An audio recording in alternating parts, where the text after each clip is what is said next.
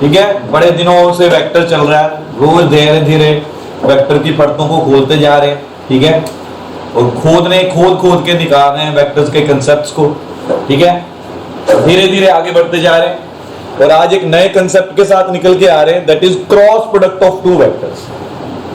ठीक है, मेरा नया कंसेप्ट निकल के आ रहा है, that is cross product of two vectors. ठीक है, cross product of two vectors,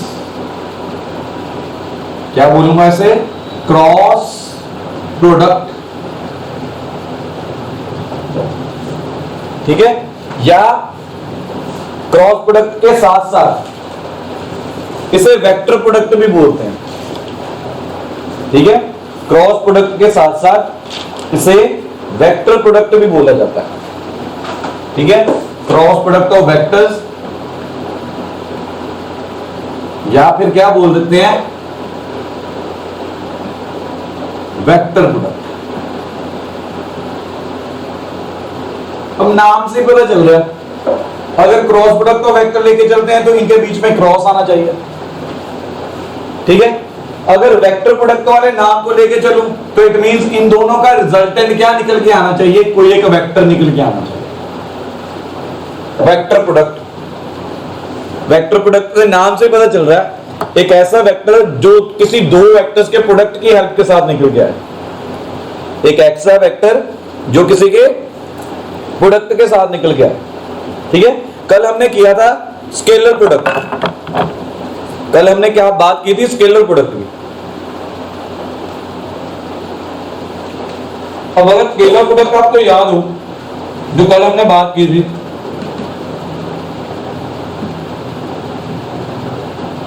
वो इस तरह से रिप्रेजेंट किया जाता है, तो उसका रिजल्ट क्या निकल के आता था, स्केलर।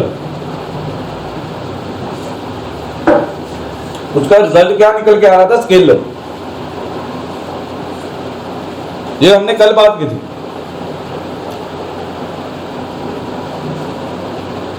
इसके स्टार्टिंग में हमने एक एग्जांपल ली थी वर्क की, फोर्स एंड डिस्प्लेसमेंट का डॉट कर दी। हमने ये सारा डिस्कस किया था कल। ठीक है, एफ क्या रिप्रेजेंट कर रहा था, फोर्स को रिप्रेजेंट कर रहा था। ठीक है, एस रिप्रेजेंट कर रहा था डिस्प्लेसमेंट को, S was representing the displacement. ठीक है, इसी तरह से मेरे पास वेक्टर प्रोडक्ट के अंदर एक फिजिकल क्वांटिटी निकल के आती है, दैट इज अगेन जब मैं डिस्प्लेसमेंट और फोर्स को मल्टीप्लाई करता हूं। ठीक है, इससे पहले हमने फोर्स और डिस्प्लेसमेंट का डॉट प्रोडक्ट लिया था, अब हम इनका क्रॉस प्रोडक्ट ले रहे हैं। जब क्रॉस प्रोडक्ट लेते हैं तो तब मेरे पास एक फिजिकल क्वांटिटी निकल के आती है, दैट इज टॉर्क। इसे क्या बोला जाता है, टॉर्क बोला जाता है। यहां पर जो फिजिकल क्वांटिटी निकल के आ रही थी उसे कहते थे वर्क। ठीक है, अब देखो डिफरेंस नोट करने की कोशिश करो। ये भी मेरा क्या रिप्रेजेंट कर रहा है, डिस्प्लेसमेंट को रिप्रेजेंट कर रहा है। ये भी किसे रिप्रेजेंट कर रहा है, फोर्स को रिप्रेजेंट कर रहा है। ये भी फोर्स को रिप्रेजेंट कर रहा है और ये डिस्प्लेसमेंट को रिप्रेजेंट कर रहा है। लेकिन अगर डॉट प्रोडक्ट लेते हो तो वर्क डन बन जाता है, that is a scalar quantity. अगर क्रॉस प्रोडक्ट लेते हो तो वो क्या बन जाता है, टॉर्क बन जाता है, that is a vector quantity. That is a vector quantity. इस तरह से निकल के आ रहा है। एक मिनट वेट करना।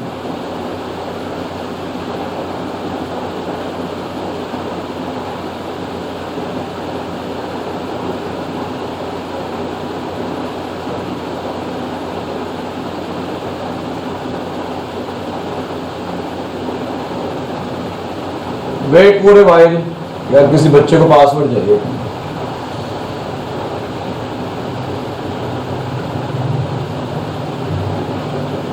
पासवर्ड थोड़ा नहीं रखा हुआ है।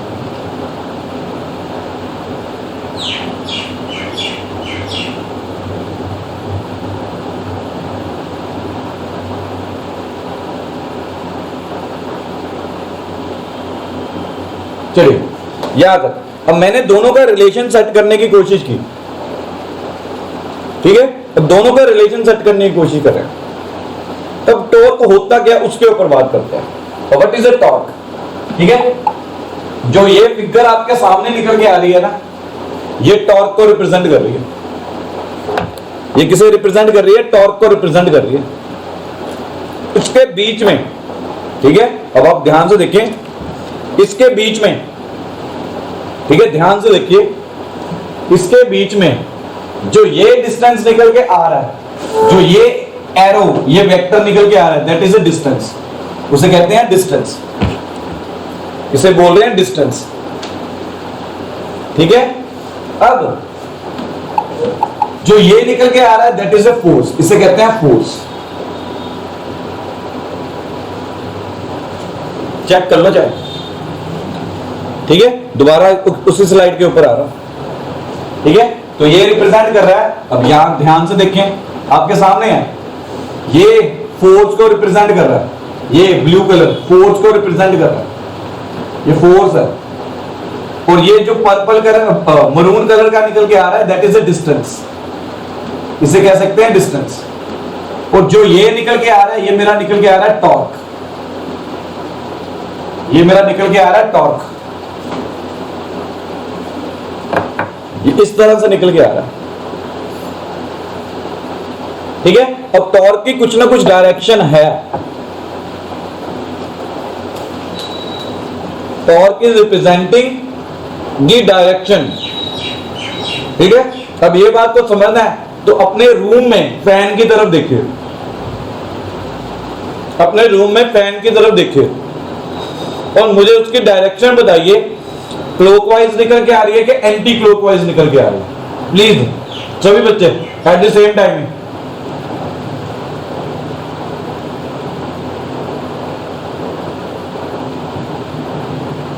जसलीन क्या डायरेक्शन निकल के आ रही है? फैन की डायरेक्शन देख के बताइए मुझे, जो फैन आपके रूम में चल रहा है उसकी डायरेक्शन क्या निकल के आ रही है बेटा? Anti clockwise. ठीक है, क्या निकल के आ रही है? Anti clockwise. हनी तेरे रूम के फैन की डायरेक्शन क्या है?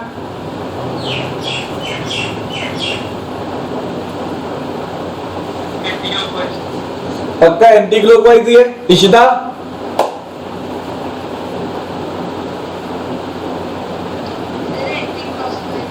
Anti clockwise. आप सभी कह रहे हो कि आपके फैन की डायरेक्शन क्या निकल के आ रही है? Anti clockwise. चलो मेरा यहां पर एक क्वेश्चन, ठीक है, सभी से क्वेश्चन है, 3 बच्चों ने रिप्लाई दिया। इशिता आप एंटी क्लॉकवाइज क्या सोच के कह रहे हो बेटा?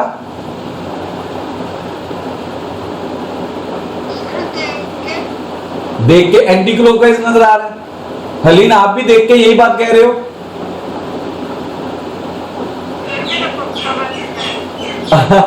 एसी चल रहा होगा, फिर चला के देख ले पंखा। बाकी सभी भी प्लीज अपने रूम का चेक करिए। मनमीन, नूर, रेवा चेक करो, तवलीन, तान्या।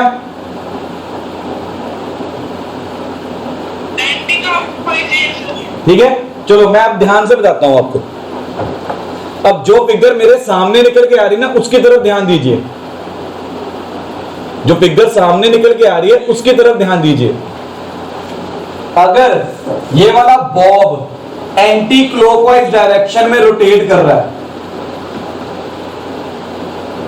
अगर ये एंटी क्लॉकवाइज डायरेक्शन के अंदर रोटेट कर रहा है तो मेरा टॉर्क अपवर्ड निकल के आ रहा है। मेरा टॉर्क क्या निकल के आ रहा है?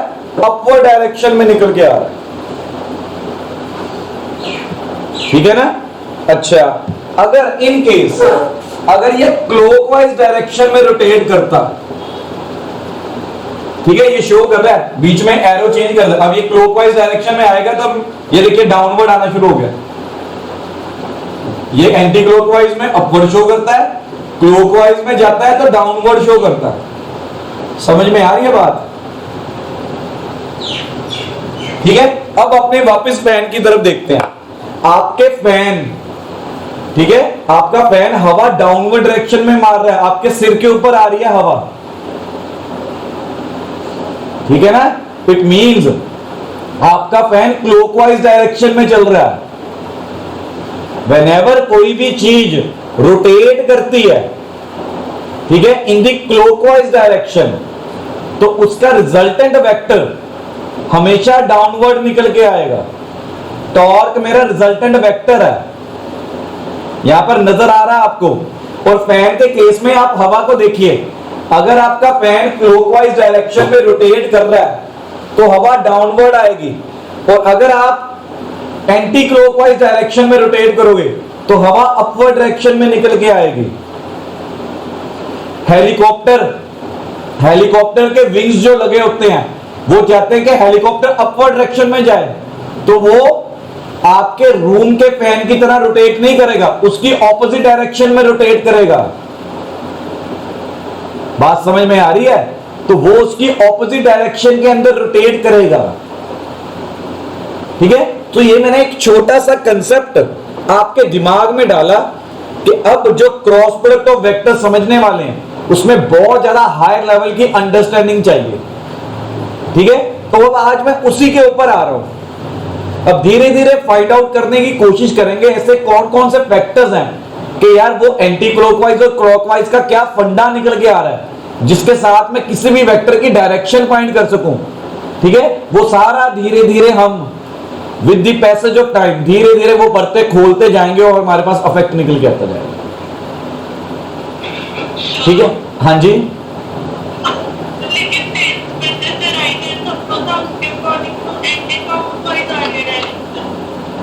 एंटी क्लॉकवाइज डायरेक्शन आ रही है। ठीक है बेटा, उसके ऊपर मैं आ रहा हूं, धीरे धीरे आऊंगा, अभी आपकी सारी बातें करूंगा आपसे।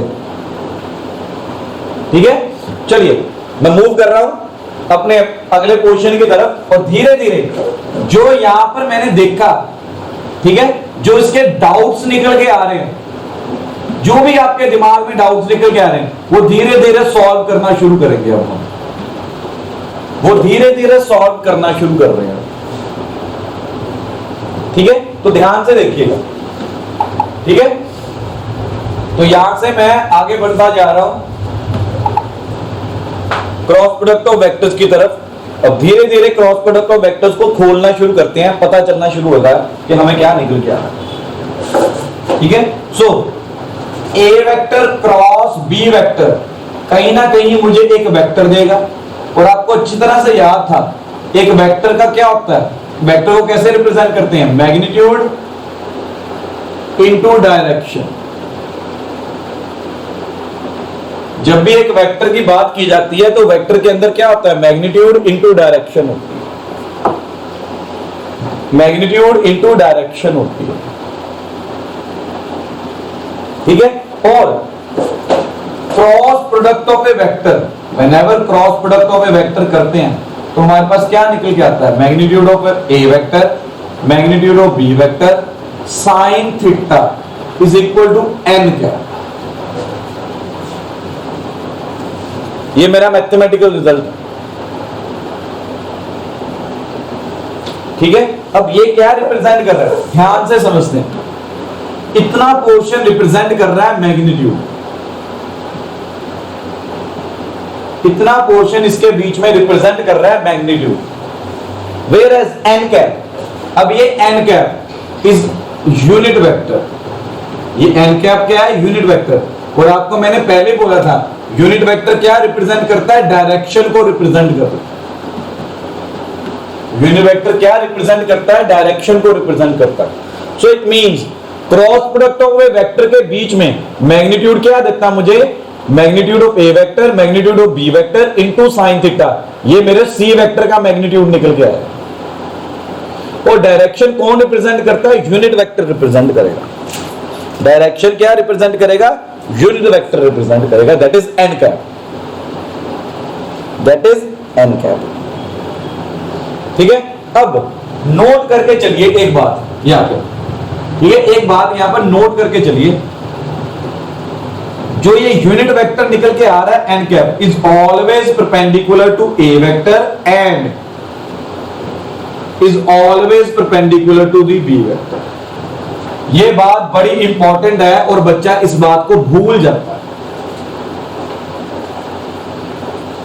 ठीक है, याद रखिएगा जो ये यूनिट वेक्टर निकल के आ रहा है, यूनिट वेक्टर जो होगा is always perpendicular to A vector as well as B vector, दोनों के साथ परपेंडिकुलर होगा।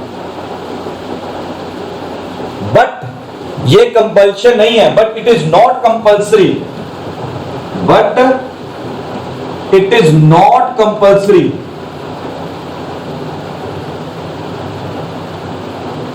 That A vector is perpendicular to B vector. ये कंपल्शन नहीं है कि ए वेक्टर बी वेक्टर के साथ परपेंडिकुलर निकल गया,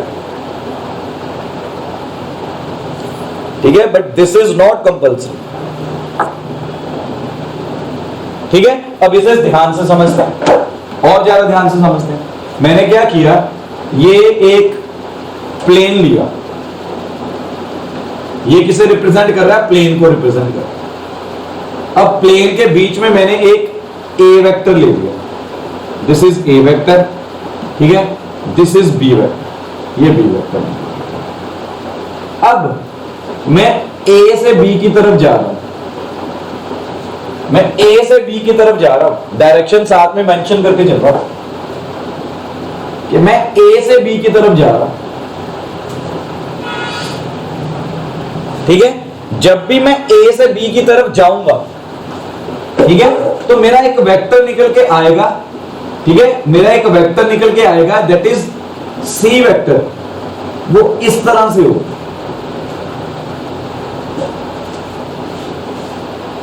ठीक है। अब ये सी वेक्टर जो मेरा निकल के आ रहा है, वो इस प्लेन के साथ, जो भी ये प्लेन निकल के आ रहा है, इसे मैं शेड कर देता हूं, ठीक है, जो भी ये मेरा प्लेन निकल के आ रहा है, ये वाला प्लेन ब्लू कलर का प्लेन निकल के आ रहा है, ठीक है, ये ब्लू कलर के प्लेन के साथ सी वेक्टर इज ऑलवेज परपेंडिकुलर,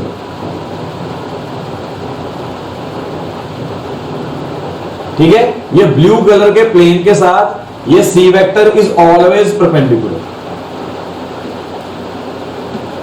ठीक है। तो सी वेक्टर कहीं ना कहीं, जो ये मेरा स्टाइलस निकल के आ रहा है ना, ठीक है, ये स्टाइलस की डायरेक्शन में निकल के आएगा, मतलब बाहर की तरफ होगा, बोर्ड के बाहर की तरफ आ रहा होगा, ठीक है। डॉटेड लाइन के साथ रिप्रेजेंट कर देता हूं सी वेक्टर, ये मेरा सी वेक्टर रिप्रेजेंट कर रहा है। लेकिन आप डायरेक्शन देखिए, जब ए टू बी जा रहे हैं, जब ए टू बी जा रहे हैं, दैट इज एंटी क्लॉकवाइज,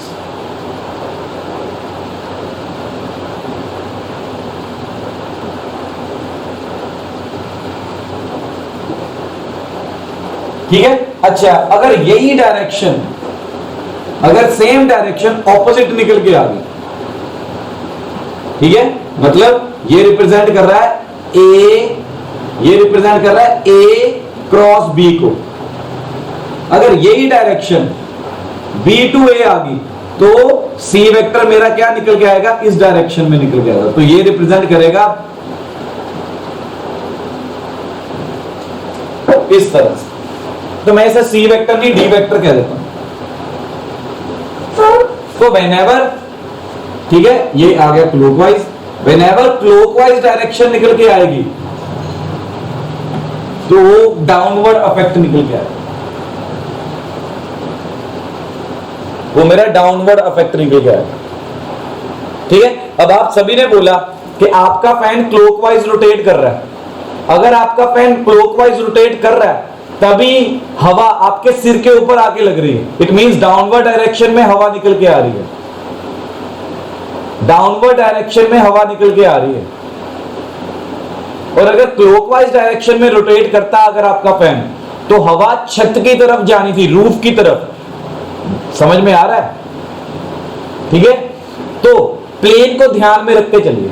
अब यहां पर कंडीशन एक ही याद रखिएगा, अगर मैं ए क्रॉस बी ले रहा हूं, तो C vector is perpendicular to A vector होगा, C vector is also perpendicular to B vector, ये बात नहीं भूलनी,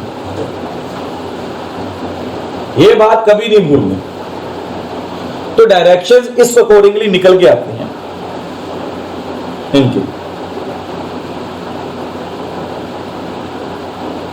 ठीक है, इस बात को ध्यान में रखिए।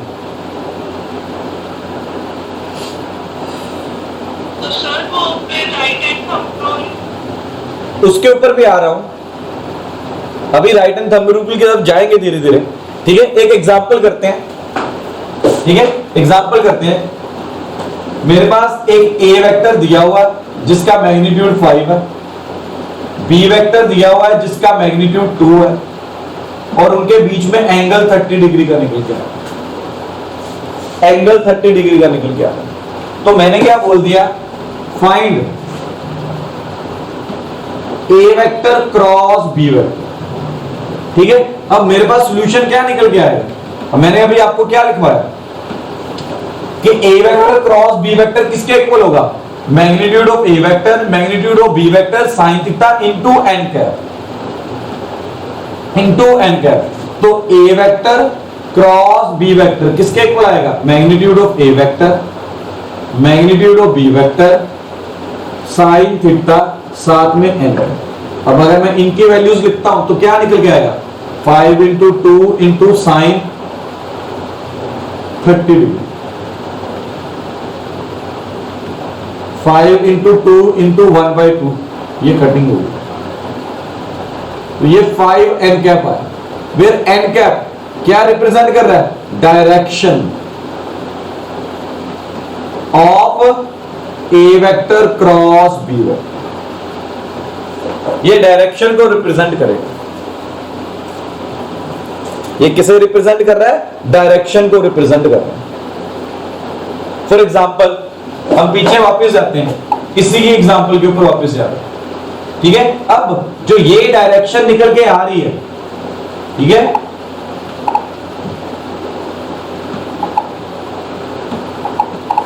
आपके सामने है, जब फोर्स लग रहा है इस डायरेक्शन के बीच में, फोर्स अगर इस डायरेक्शन में है, डिस्टेंस या डिस्प्लेसमेंट अगर इस डायरेक्शन में ये आर को है, तो ये रिप्रेजेंट क्या कर रहा है, टॉर्क को। ठीक है, ये कहीं ना कहीं किसे रिप्रेजेंट कर रहा है, ये एन कैप को रिप्रेजेंट कर रहा है, ये डायरेक्शन बताने की कोशिश कर रहा है एन कैप। ये किसे रिप्रेजेंट कर रहा है, एन कैप को बता रहा है ये। ठीक है, आप अभी चेक करके देखो, इसमें ये टॉर्क ये डिस्टेंस के साथ भी 90 डिग्री के एंगल पे है। ठीक है, अच्छा शिफ्टिंग ऑफ वेक्टर किया था, अगर मैं यहां पर ये वेक्टर की शिफ्टिंग करके फोर्स के ऊपर लेके जाऊं तो ये टॉर्क को ही रिप्रेजेंट कर रहा है। ठीक है, फोर्स के साथ भी ये 90 डिग्री के एंगल पे है। मैंने यही बोला था, C vector is always perpendicular to A vector and C vector is always perpendicular to B vector. अब ए रिप्रेजेंट कर रहा है यहां पर, ये ए वेक्टर को रिप्रेजेंट कर रहा है, ये बी वेक्टर को रिप्रेजेंट कर रहा है। ठीक है, और सी वेक्टर किसे रिप्रेजेंट कर रहा है, टॉर्क को रिप्रेजेंट कर रहा है। तो आपके सामने निकल के आ रहा है ना 90 डिग्री 90 डिग्री। ठीक है, ये सारी थोड़ा बहुत आपकी थोड़ी बहुत इमेजिनेशन भी निकल के आएगी, मतलब आपको इमेजिन करनी पड़ेगी सिचुएशंस, मन गढ़ंत कुछ भी नहीं है, सिचुएशंस इमेजिन करिए। आपके घर में ऐसे ही चल रहा है, फैन को इमेजिन करिए, फैन क्लॉकवाइज डायरेक्शन में रोटेट कर रहा है तो हवा आपके सिर के ऊपर आ रही है, इट मींस टॉर्क आपके सिर के ऊपर लग रहा है, टॉर्क की डायरेक्शन आपके सिर के ऊपर है। ठीक है, बात समझ में निकल के आ रही है। ठीक है, तो ये इस तरह से काम कर रहा है। अगर मैं पीछे लेके चलूं, ये देखिए वो शो भी कर रहा है, अगर क्लॉकवाइज डायरेक्शन है तो वो डाउनवर्ड निकल के आ रही है, अगर एंटी क्लॉकवाइज डायरेक्शन है तो वो अपवर्ड निकल के आ रही है डायरेक्शन। डायरेक्शन को रिप्रेजेंट कर रहे हैं, प्रॉपर डायरेक्शंस के साथ। हो हमने स्केलर प्रोडक्ट किया था, उसमें डायरेक्शंस की कोई बात ही नहीं निकल के आ रही थी, इसमें सिर्फ डायरेक्शंस की बातें निकल के आएंगी। ठीक है, अब ये सारी डिस्कशन के बीच में हमें इतना समझ में आ गया कि कहीं ना कहीं, ठीक है, ये सारी डिस्कशन के बीच में हमें इतना समझ में आ गया कि concept anti clockwise and clockwise का चल रहा है। ठीक है, कंसेप्ट क्या चल रहा है, एंटी क्लॉकवाइज एंड क्लॉकवाइज का चल रहा है, इसके बीच में कुछ नहीं निकल के आ रहा है। और व्हेनेवर क्रॉस प्रोडक्ट की बात निकल के आ रही है, ठीक है, दो वेक्टर्स के क्रॉस प्रोडक्ट की बात निकल के आ रही है, तो कहीं ना कहीं इफेक्ट कुछ ना कुछ रोटेशन में जरूर है। इतनी बातें तो मैं एनालिसिस करके बात कर सकते हैं अभी तक की डिस्कशन के बीच में। अभी तक की डिस्कशन में मुझे इतना समझ में आ गया कि क्रॉस प्रोडक्ट के बीच में कुछ ना कुछ रोटेशनल इफेक्ट की बातें चल रही हैं। अब रोटेशनल इफेक्ट के बीच में क्लॉकवाइज एंड एंटी क्लॉकवाइज बीच कुछ डायरेक्शन की बातें दे रहा है, ठीक है। और ये सारी डिस्कशन में हमें पता चला कि whenever there is a clockwise rotation in the clockwise direction, ठीक है, तो इफेक्ट क्या निकल के आता है, डाउनवर्ड। और whenever there is a effect anti clockwise, तो डायरेक्शन क्या निकल के आती है, अपवर्ड। तो डायरेक्शन क्या निकल के आ रही है, अपवर्ड, ठीक है। तो हमने क्या किया, ये सारे फंडे की डायरेक्शंस को फाइंड करने के लिए, in order to find the directions, in order to find directions, हमने एक रूल को नाम दिया। We named a rule, we named a rule, और वो रूल को बोलते हैं हम right hand thumb rule. That rule is known as right hand thumb rule, ठीक है। और आपकी बुक्स में कभी कभी राइट हैंड स्क्रू रूल भी बोलते हैं,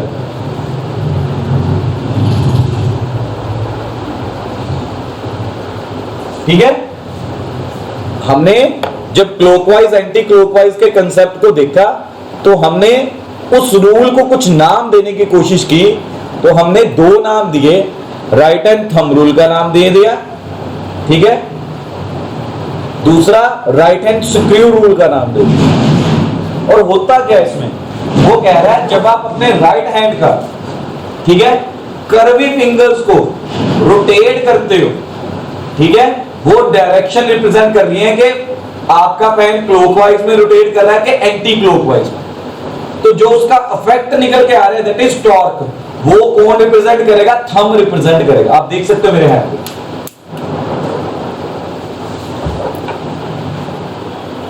ठीक है। तो उसे एक फिगर के साथ दोबारा देखते हैं, ठीक है, एक फिगर के साथ दोबारा समझने की कोशिश करते हैं, ठीक है। ये रहा, वो कहता अपने हैंड को स्ट्रेच करिए, बिल्कुल सीधा देखिए, पहली फिगर के बीच में, ये वाली फिगर के बीच में, ठीक है। अब जो ये कर्वी फिंगर्स निकल के आ रही हैं, इन्हें रोटेट करिए इस डायरेक्शन के बीच में, ठीक है।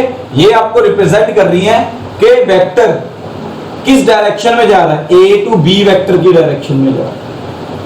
तो याद रखिए, तो जो आपके पास नया वेक्टर निकल के आएगा दैट इज सी वेक्टर, वो क्या होगा, अपवर्ड होगा, ठीक है। This is right hand thumb rule. ये क्या होगा, राइट हैंड थंब रूल होगा,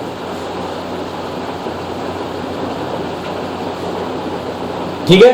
और अगर अब ये देखो, ये कौन सा निकल के आ रहा है, एंटी क्लॉकवाइज। ये क्या निकल के आ रही है डायरेक्शन, एंटी क्लॉकवाइज डायरेक्शन निकल के, तो ये अपवर्ड निकल के आ रही बात। अगर यही क्लॉकवाइज निकल के आ जाएगा, अगर यही चीज क्लॉकवाइज निकल के आ जाए, तो ये सी की डायरेक्शन क्या हो जाएगी, डाउनवर्ड। सी की डायरेक्शन क्या निकल के आ जाएगी मेरी, डाउनवर्ड,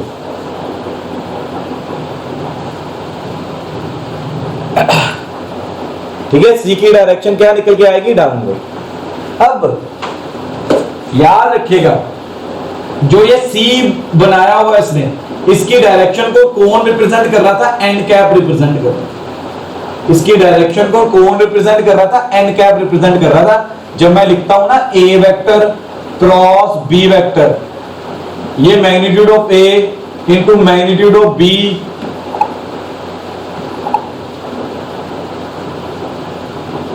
ठीक है, साइन थीटा, इसमें एन कैप की जो बात की जा रही है, ये थंब एन कैप को रिप्रेजेंट कर रहा है, ये थंब एन कैप को रिप्रेजेंट कर रहा है, यूनिट वेक्टर को रिप्रेजेंट कर रहा है, ठीक है जी, समझ में आ रही बात। ठीक है, व्हेन वी स्ट्रेच, ठीक है, आवर हैंड लाइक दिस, इसमें जो फिंगर्स निकल के आ रही हैं, फिंगर को अगर आप कर्व करोगे, ठीक है, then thumb represents the direction of new vector, ठीक है, वो आपको अच्छी तरह से फिंगर के बीच में नजर भी आ रहा है, ठीक है। इसी तरह से यहां से कंसेप्ट स्क्रू रूल की हेल्प के साथ बोल दिया, मैंने बोला था राइट एंड स्क्रू रूल भी बोलते हैं इसे। राइट एंड स्क्रू रूल मतलब मैंने क्या किया, दीवार के अंदर होल करने की सोची, सो दैट मैं वहां पर कुछ ना कुछ कील लगा सकूं, नेल इंसर्ट कर सकूं। तो राइट एंड स्क्रू रूल, ये क्या निकल के आ रहा है, आप ध्यान से देखो यहां पे, ठीक है, ये एंटी क्लॉकवाइज डायरेक्शन में रोटेट कर रहा है। आप दीवार के अंदर अगर कोई होल करके पेचकस के साथ कोई पेच लगाने की कोशिश करोगे तो इस तरह से है, तो वो दीवार के अंदर की तरफ जाएगा, इनवर्ड, ठीक है, दीवार के अंदर। तो यहां पर लेकिन अपवर्ड की तरह शो किया हुआ हमने, क्योंकि दीवार नहीं है, अपवर्ड। तो ये क्या सिचुएशन रिप्रेजेंट कर रही है, ये रिप्रेजेंट कर रही है A vector to B vector, ये रिप्रेजेंट कर रहा है A vector cross B vector, show किया हुआ इसने।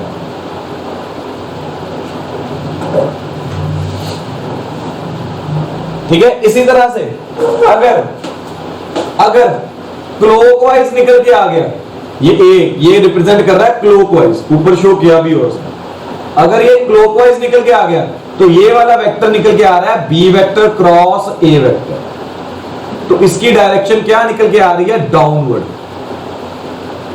इसकी डायरेक्शन क्या निकल के आ रही है, डाउनवर्ड निकल के आ रही है।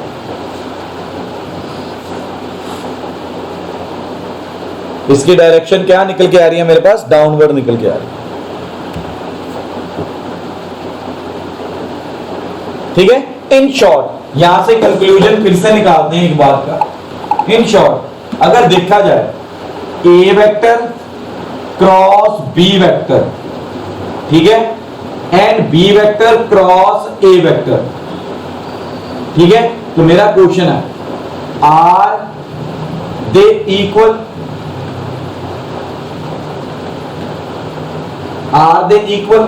अब इतनी डिस्कशन के बीच में मेरा ये क्वेश्चन आपके साथ है कि ए वेक्टर आ रहा था, एक B vector cross A vector आ रहा था, ये इक्वल आ रहे, मनमीन इक्वल आ रहे बेटा, है मनमीन? आप बोल सकते हो कि ये इक्वल आ रहे हैं,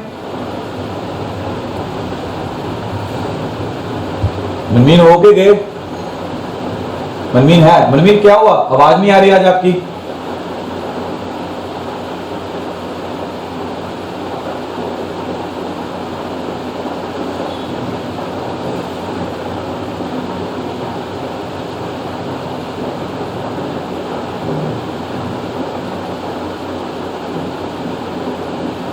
मनमीन आवाज आ रही है मेरी?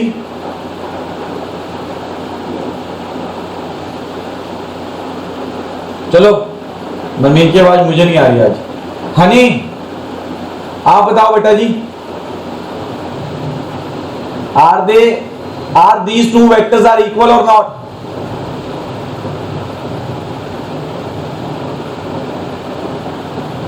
अरे बहुत ध्यान से देखो कंसेप्ट को। हाँ जी, क्या बोलो? नो, क्यों?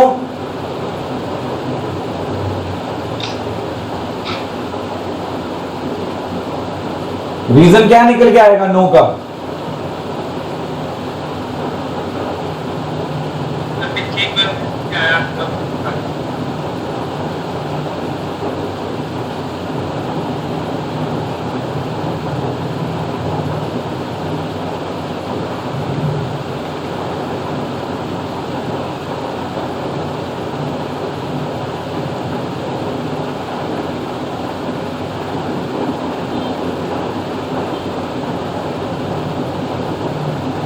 ठीक है, अब ये इक्वल नहीं आ रहे, रीजन बताता हूं। टू वेक्टर्स आर इक्वल, मैंने ये बोला था two vectors are equal if they have same magnitude. अब मैग्नीट्यूड तो चलो सेम ही आ जाएगा, and same direction,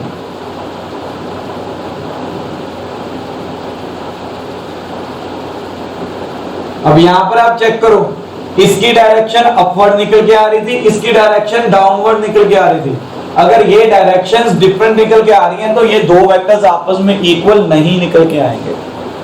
then these two vectors are not equal. ठीक है, आप चेक कर सकते हो इस फिगर के बीच में, ये फिगर यही रिप्रेजेंट कर रही है। A vector cross B vector की डायरेक्शन अपवर्ड आ रही है, B vector cross A vector की डायरेक्शन डाउनवर्ड आ रही है।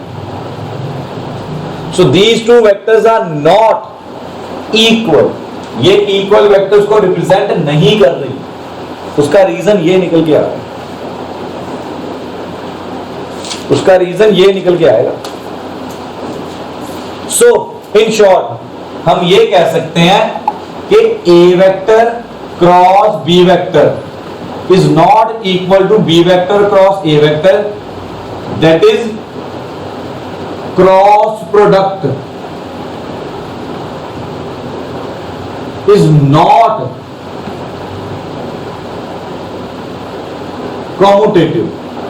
क्रॉस प्रोडक्ट कॉम्यूटेटिव नहीं निकल के आया, cross product is not commutative. ध्यान से समझा रहा हूं मैं, बड़े पेशेंस के साथ। कंसेप्ट नया है, थोड़ा सा मुश्किल भी है, ठीक है, बच्चे को टाइम चाहिए समझने में, तो मैं बहुत स्लो एंड स्टडीली मूव कर रहा हूं और लिंकेज जोड़ता जा रहा हूं आपके साथ।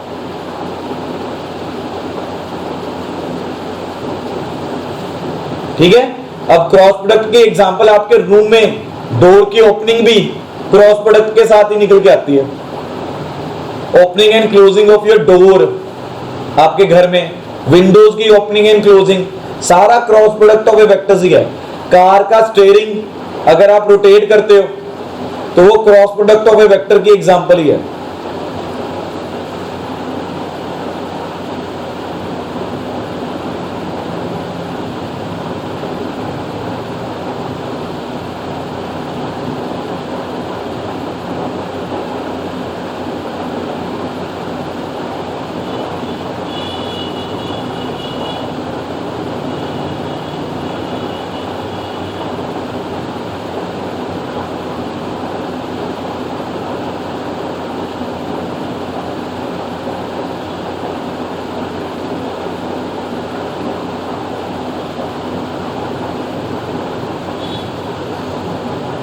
ठीक है जी, ध्यान में रखिएगा इस बात को।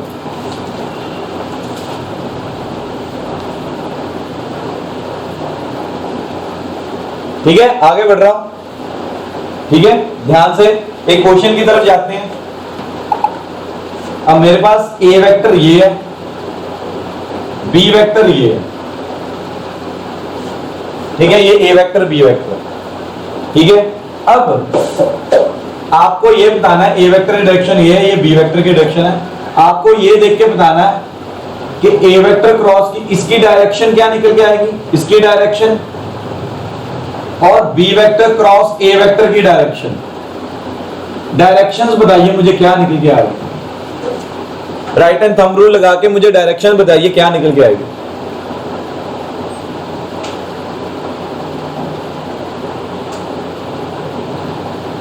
जसलीन, क्या डायरेक्शन निकल के आएगी?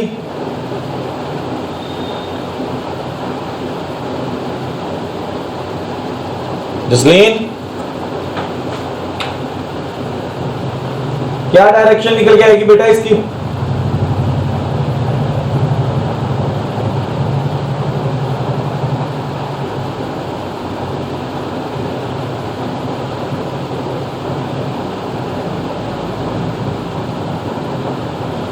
इसलिए समझ में नहीं आया?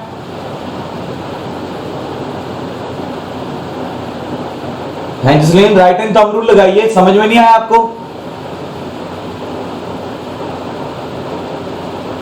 जसलीन, कुछ तो बोलो, आपकी आवाज नहीं आ रही मुझे।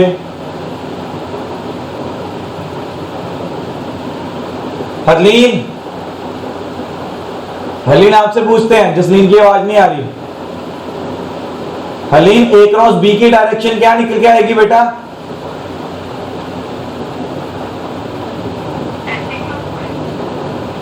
ए क्रॉस बी की डायरेक्शन नहीं जो ए क्रॉस बी करके मेरे पास जो नया वेक्टर निकल के आएगा उसकी डायरेक्शन क्या निकल के आएगा।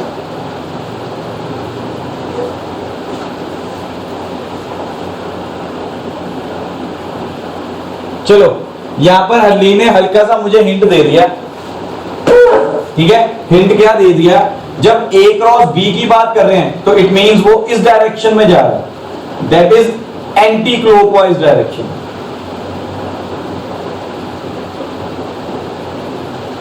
ठीक है, अगर मैं राइट हैंड थंब रूल लगाता हूं, ठीक है, अगर मैं राइट हैंड थंब रूल लगाता हूं, ठीक है, आपके सामने ये एंटी क्लॉकवाइज डायरेक्शन दिखा रहा है, ये क्या निकल के आ रही है, एंटी क्लॉकवाइज डायरेक्शन। ये क्या निकल के आ रही थी, anti clockwise direction. Right hand thumb rule लगाया तो ये क्या निकल के आ रही है, एंटी क्लॉकवाइज डायरेक्शन निकल के आ रही है। अब एंटी क्लॉकवाइज डायरेक्शन में अगर राइट हैंड थंब रूल लग रहा है, ठीक है, तो सी वेक्टर की डायरेक्शन क्या निकल के आएगी, अपवर्ड निकल के आएगी। सी डायरेक्शन की डायरेक्शन क्या निकल के आएगी, सी वेक्टर की डायरेक्शन क्या निकल के आएगी, अपवर्ड निकल के आ रही है। ठीक है, सो यहां से मेरे पास ये अगर एंटी क्लॉकवाइज है तो ए क्रॉस बी में डायरेक्शन क्या निकल के आ रही है, अपवर्ड।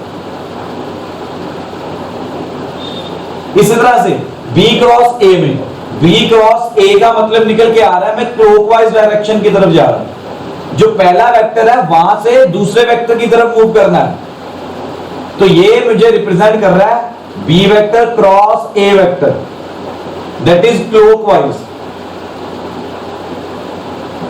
अगर एंटी क्लॉकवाइज डायरेक्शन में अपवर्ड है तो क्लॉकवाइज डायरेक्शन में क्या निकल के आएगा, डाउनवर्ड। हमने यही तो डिस्कस किया। और आपकी एग्जांपल क्या निकल के आ रही है इसकी, इस वेक्टर की एग्जांपल आपका निकल के आ रहा है फैन ऑफ योर रूम। आपके रूम का फैन जो निकल गया,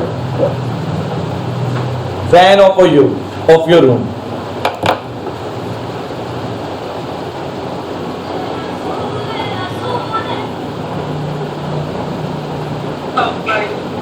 हाँ जी,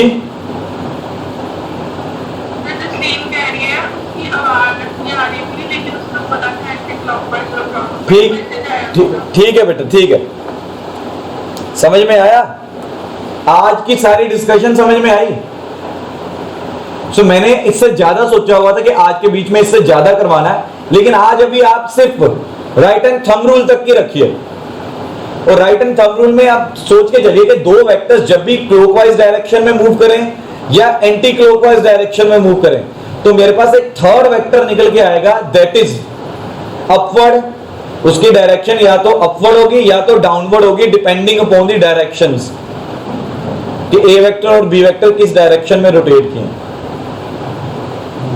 ठीक है, सो ओवरऑल कंक्लूजन आज का निकल के आ रहा है, ठीक है, कि जब भी दो वेक्टर्स आपस में क्रॉस प्रोडक्ट होते हैं तो magnitude of A vector magnitude of B vector into sine theta मुझे मैग्नीट्यूड देते हैं जो नया वेक्टर निकल के आ रहा है, एंड एन कैप मुझे डायरेक्शन देता है। ठीक है, N cap is a unit vector. और जो यूनिट वेक्टर निकल के आएगा वो ए वेक्टर और बी वेक्टर के साथ क्या होगा, परपेंडिकुलर होगा। ये बातें याद रखनी। ठीक है, अब आप ये सिचुएशन में देख सकते हैं जब आप क्लॉकवाइज डायरेक्शन में, ये this is the clockwise direction, B to A की तरफ मूव कर रहा है तो दैट इज क्लॉकवाइज डायरेक्शन। जब आप क्लॉकवाइज डायरेक्शन में मूव करते हैं तो ये इसकी डायरेक्शन को रिप्रेजेंट कर रहा है, डाउनवर्ड। जब आप अपवर्ड डायरेक्शन में मूव कर रहे हैं तो ये इसकी डायरेक्शन को रिप्रेजेंट कर रहा है। ठीक है, एंटी क्लॉकवाइज डायरेक्शन में मूव कर रहे हैं तो ये डायरेक्शन रिप्रेजेंट कर रहा है अपवर्ड। ठीक है, ये हमने ये बात की थी। जो ये अपवर्ड और डाउनवर्ड की बात की थी ना, तो ये जो डायरेक्शन रिप्रेजेंट कर रहा है ये कौन रिप्रेजेंट कर रहा है, एन कैप। किसकी डायरेक्शन को रिप्रेजेंट कर रहा है, सी वेक्टर की डायरेक्शन को रिप्रेजेंट। ठीक है, और ये सारा रिजल्ट हमने क्या किसकी हेल्प के साथ फाइंड किया था, ये सारा रिजल्ट हमने राइट हैंड थंब रूल और राइट हैंड स्क्रू रूल की हेल्प के साथ फाइंड किया। हमने नाम दे दिया इसे। And what is right hand thumb rule, आपके सामने निकल के आ रहा है, this is your right hand thumb rule. ठीक है, जिसमें थंब रिप्रेजेंट करता है आपका direction of new vector, whereas curvy fingers represent कर रही है ए वेक्टर और बी वेक्टर की डायरेक्शन, किस डायरेक्शन में मूव कर रही है। ठीक है, यही अगर मेरे को स्क्रू रूल की हेल्प के साथ समझाना, वो आपके सामने है। ठीक है, इसमें देखिए जब आप एंटी क्लॉकवाइज डायरेक्शन में मूव कर रहे हैं, that is from A to B, तो आपकी डायरेक्शन क्या आ रही है, अपवर्ड। लेकिन जब आप बी टू ए की तरफ मूव कर रहे हैं, दैट इज क्लॉकवाइज डायरेक्शन, तो डायरेक्शन क्या निकल के आ रही है, डाउनवर्ड। डायरेक्शन क्या निकल के आ रही है, डाउनवर्ड। सो आज का टॉपिक हमारा सिर्फ राइट हैंड थंब रूल और राइट हैंड स्क्रू रूल को समझने तक ही सीमित रह गया। कल हम थोड़ा सा आगे बढ़ते जाएंगे क्रॉस प्रोडक्ट की तरफ। सो क्रॉस प्रोडक्ट के बीच में हमारे आगे फर्दर पार्ट्स आते जाएंगे, तो इंपॉर्टेंट है ये सारे पार्ट्स। ठीक है जी, और अगर आज में कोई भी डाउट है तो प्लीज मुझे मैसेज करिएगा। मेरे हिसाब से कोई डाउट नहीं होगा, बहुत स्लो एंड स्टेडीली मूव किया हमने सिर्फ डायरेक्शंस को समझने की कोशिश की है, इससे ज्यादा कुछ नहीं किया आज। ठीक है जी, चलिए गुड इवनिंग फॉर टुडे। कल थोड़ा सा आगे बढ़ेंगे ऑर्थोगोनल यूनिट